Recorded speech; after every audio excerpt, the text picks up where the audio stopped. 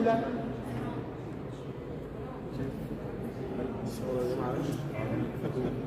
ثورة الحلمنتيشن. عندي ثورتين حلمنتيشن. الثورة الأولى 52. الثورة الثانية أنتوا عايشينها. ما علينا، خليها حلمنتيشن واسكت. كفاية حبسة واحدة بس.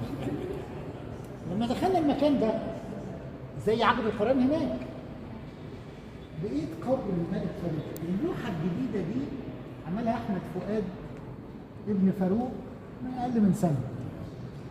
لو شلنا دي هتشوف الزبالة اللي ورا، يعني مكتوبة كده بحاجة سوداء.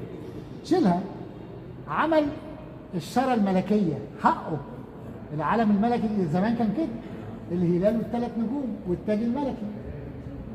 صح؟ القديمة لا، ما عليهاش الكلام.